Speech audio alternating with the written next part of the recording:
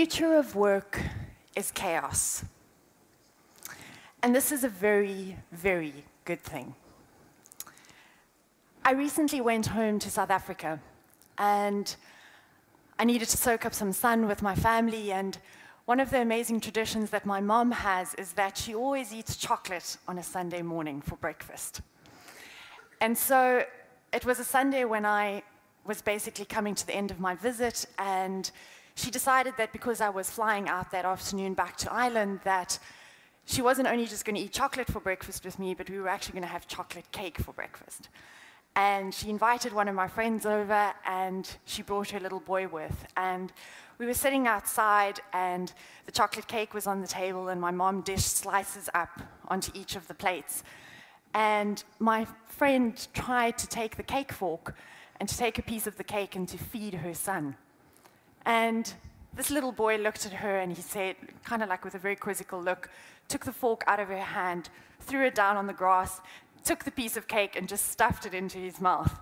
And there was chocolate all over his face. And when I was preparing this talk, I was specifically thinking about this scenario.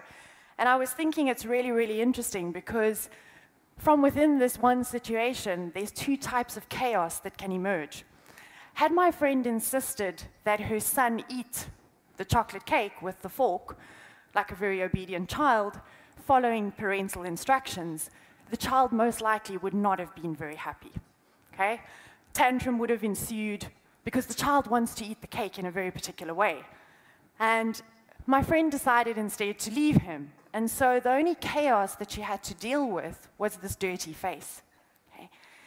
And the very interesting thing when it comes to chaos is that when we hear that word, we don't like it. Okay?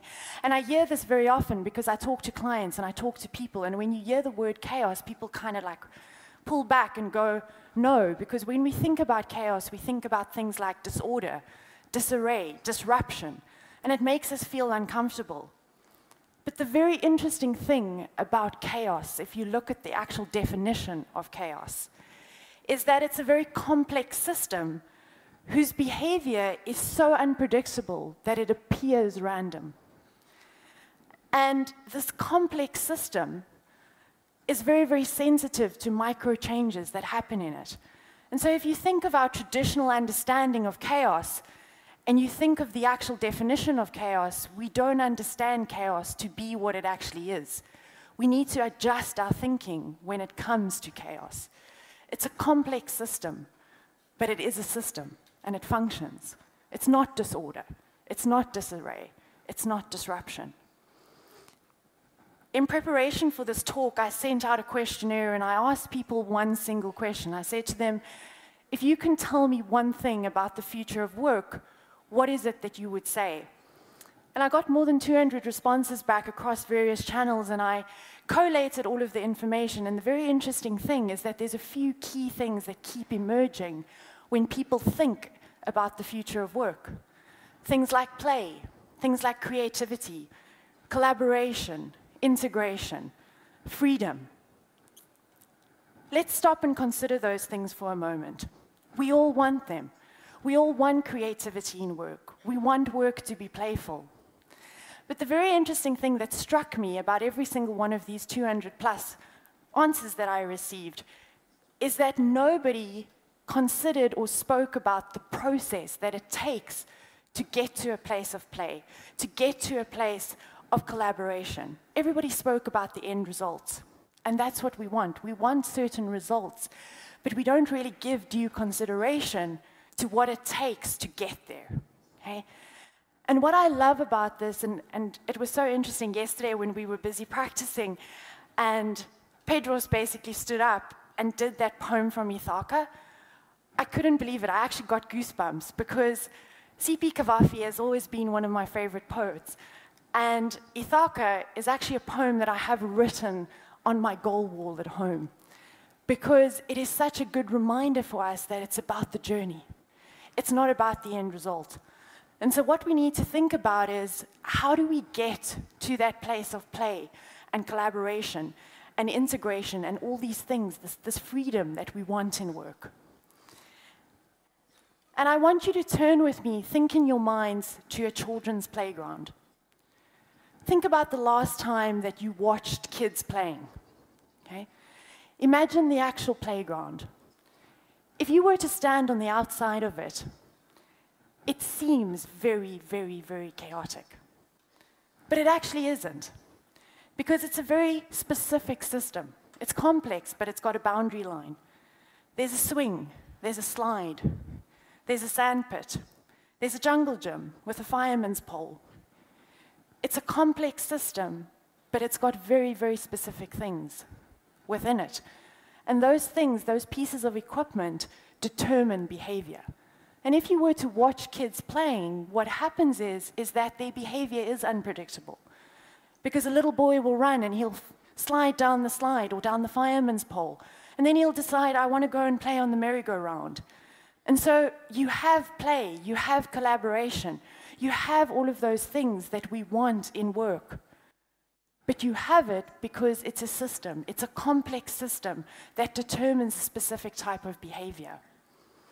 And so what we need to remember when it comes to the future of work is that there's three components.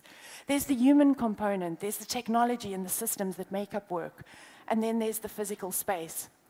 And the interesting thing when you think about how work is controlled, okay?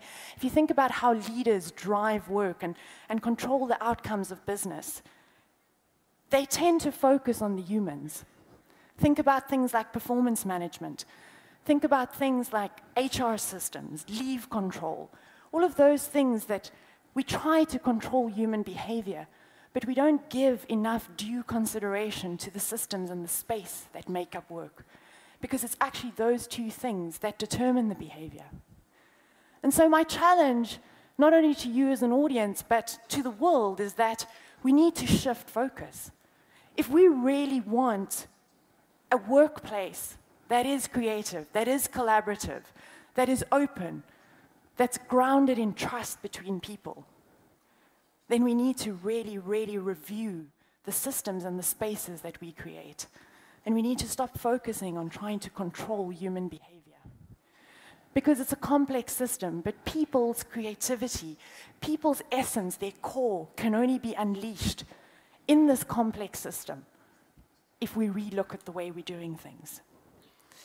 And very interestingly, our company is always approached by people when they want things to be organized, when they want things to be structured. People come to us and they say to us, we need to grow, we need to look at the way we're doing things inside our own company, and we want you to help us structure us, put processes in place, put systems in place.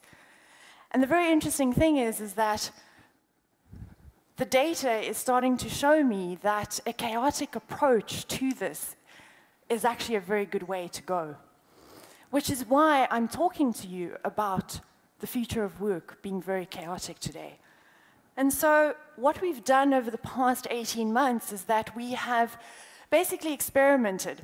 When our clients come to us and they say to us, implement systems for us. So the systems I want you to be thinking about as I talk through these two experiments is things like project management systems, things like task management systems, collaboration systems, systems that enable people to work better. Okay? What we've been doing is we have been experimenting with two different types of approaches. And very interestingly enough, the workplaces where creativity emerges, the workplaces where freedom and trust emerges, is where the system implementation has been approached from a very chaotic perspective.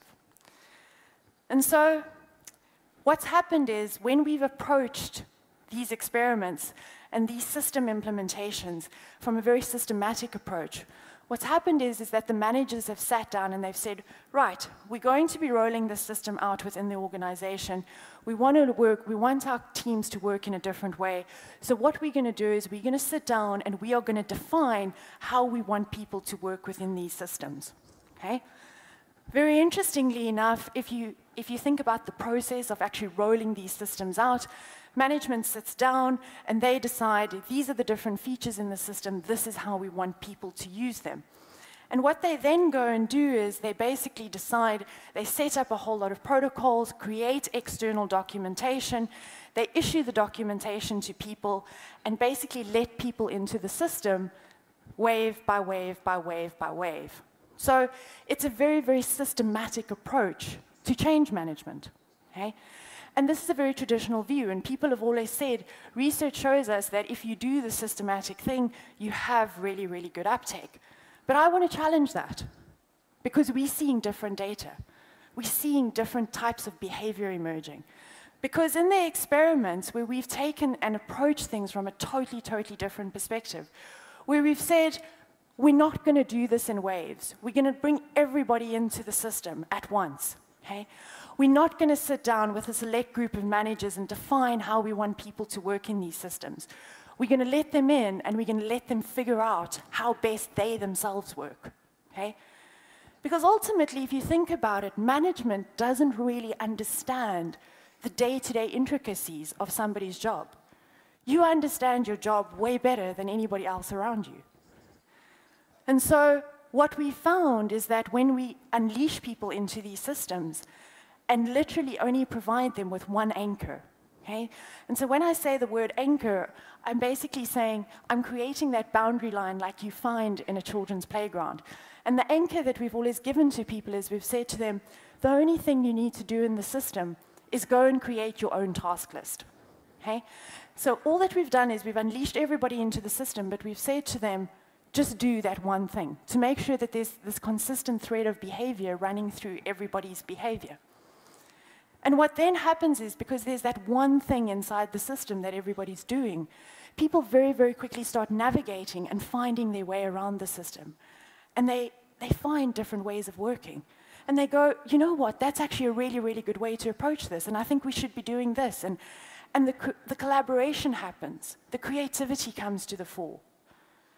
And so this is why I want to propose that the future of work is chaotic.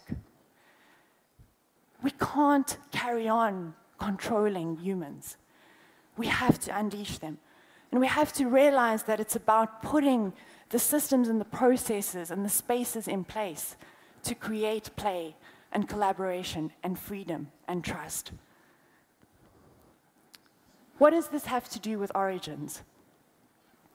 It has everything to do with origins, because generally when we're walking into the future, what we try to do is we try to bring the lessons that we've learned with us into the future.